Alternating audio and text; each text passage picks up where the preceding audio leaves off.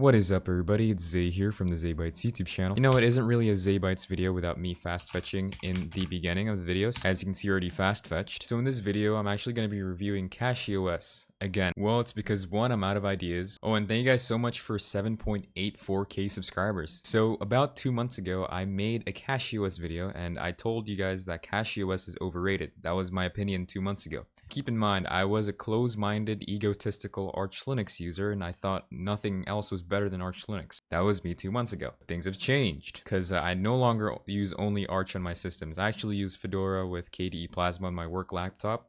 Well, technically CachyOS is an Arch-based distro, but it's a bit different than like your traditional Arch desktop. Quick recap on this video, I actually talked about CachyOS and I used Neari as the window manager on CachyOS. It was great actually. Neari shipped with a Noctalia shell and was pretty good. It was already pre-configured. Took zero configuration, but I didn't really try the KDE Plasma version, and a lot of you guys told me that the KDE Plasma version was the most optimized out of all the others. So if we search up CachyOS on your favorite search engine, it's actually this is the website, by the way. It is a performance first Linux built on Arch. CachyOS ships with every package optimized for your CPU, compiled with x86, 64, v3, and v4. It's on my notes app called Logsec, if you're wondering. We have good things and the bad things, which is the negatives. So let's just go ahead and go to the good things first. So the good thing number one, it's Arch-based, lol. This thing called AUR helpers, which is yay or paru. As you can see, I installed Logsec with yay-s. I'm literally not kidding. I don't think there's anything that can beat the Arch Linux AUR. There's so many packages, as you can see. Fedora has a lot of packages as well, but not this much. I'm not a Fedora hater, by the way. I use Fedora on a daily basis on my work laptop for its stability. But if I just want something that has the latest updates and all the apps that I need, just use an Arch-based distro. You can search for any packages that you want here. Let's say I want to download Helium browser. I do Helium. Now, if you're a beginner, you don't know anything, my recommendation is just downloading something with the -bin. It's usually a lot faster than like downloading the normal ones. As an example, I'm going to download Helium. I'm going to download the -bin one. And boom, that's literally it. But I'm not going to install the browser today, though. Now, since Arch is a rolling release, it might break. I actually used to update Arch every like 2-3 days, but it's a bad idea, okay? So there's this thing called CachyOS update, right?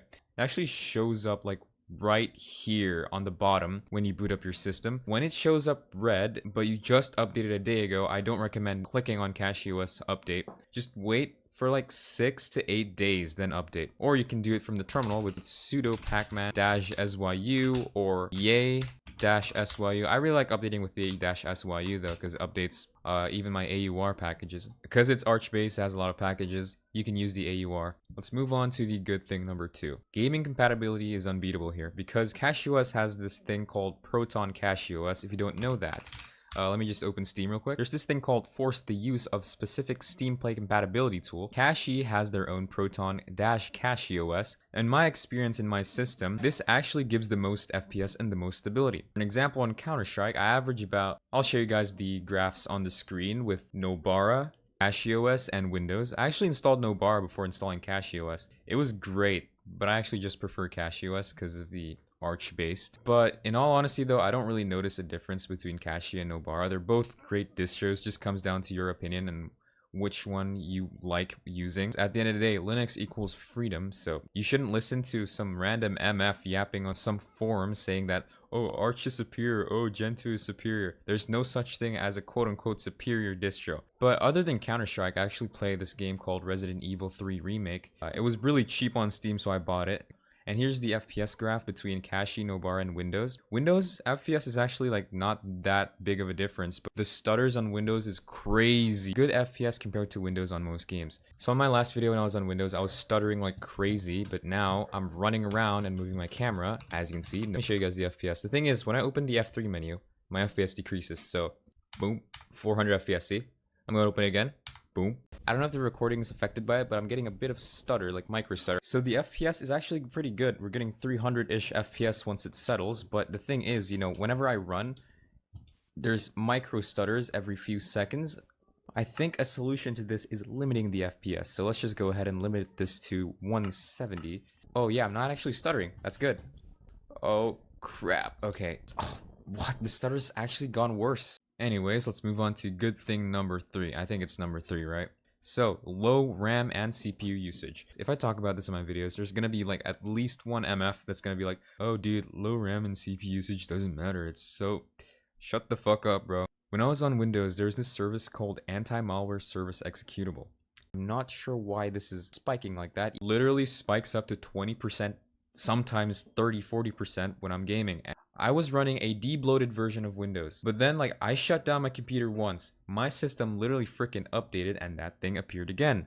So let's go ahead and see the RAM usage on Linux with these apps open. I have a bunch of tabs open on LibreWolf, I have Logsec. As you can see, the RAM usage is 4 gigabytes, whereas in Windows, the idle RAM usage could be anywhere from 5 to 6 gigabytes. Alright, now let's go move on to good thing number, I think number 4, I don't know. It is easy to install. So when you first install CachyOS, there's this like installer where you just click, and boom, you're done. It's so hard to mess up on the installer, I swear to God, it's so easy and so nice. But the thing is, on my PC, I just want to make videos here and I just want to make videos quickly. CachyOS having a GUI installer and installing it is very fast really just appeals to me. I mean, there's other Archbased distros like EndeavorOS that's also easy to install, but at the end of the day, it just comes to personal preference, and I think CachyOS is great. It is Arch, but easier. CachyOS is still kind of hard. The install is easy, but once you start using it, it's kind of hard, but kind of not. You actually need to use the terminal sometimes. My friend installed CachyOS and he was clueless how to install apps, you know, because he has never used a terminal in his entire life. And I taught him you should do sudo pacman or yay-s, and he immediately uninstalled CachyOS. Sort of beginner friendly, but also kind of not. So on here, what I recommend doing if you just installed CachyOS is going to the apps and tweaks. And over here you can do system update, install gaming packages, which I actually kind of recommend doing. It's pretty good. And change your DNS server. I actually use Cloudflare because, well, I'm from Indonesia and Indonesia blocks literally every freaking website. They're so freaking stupid. I swear to God, the government. Well, I gotta stop yapping about that before I get like swatted in my house. Yeah, that's why it's Arch, but easier, but sort of not. That's like a plus though. I don't know why I put it in a plus. What the hell? But yeah, let's move on to the negatives. Negative number 1.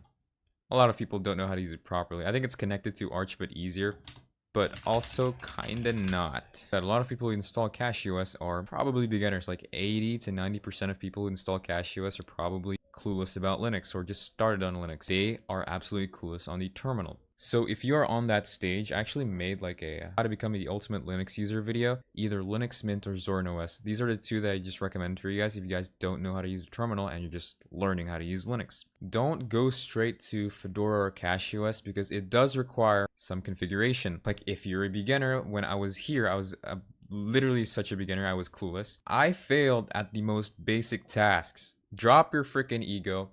Just go back to Linux Mint and Zorin, learn more about Linux. If you have a little bit more experience on the terminal, go ahead, use CachyOS. So CachyOS isn't as beginner friendly as people say it is. Works, but requires a little bit of tweaking. Negative number 2. Not a good distro to start on if you're close about. I think I already mentioned that. Yeah. Again, Linux is freedom, so you can basically choose any distro that you want. Use what you like and use what you feel is right for you. Anyways, hopefully you guys enjoyed the video, and I got tired of yapping. See you guys in the next video.